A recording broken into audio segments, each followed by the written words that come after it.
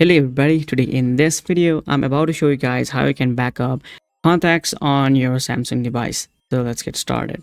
First go to this all button.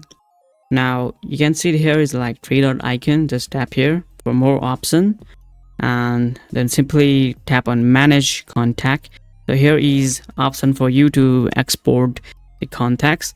So I'm just going to click on export contacts like this, and to save this on your internal storage or SD card you can choose whatever you want it to. So for this video I will use internal storage and tap on export.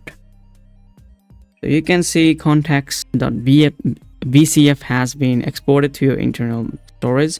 Tap no. Okay, now go to file manager and go to internal. So the file is not on your root directory, but yeah, it is on your download folder. You can see this is the contact VCF. So if you wanted to load this with your contact later on, you can just tap like that and just choose on always, and it will load you the contacts. It's that simple.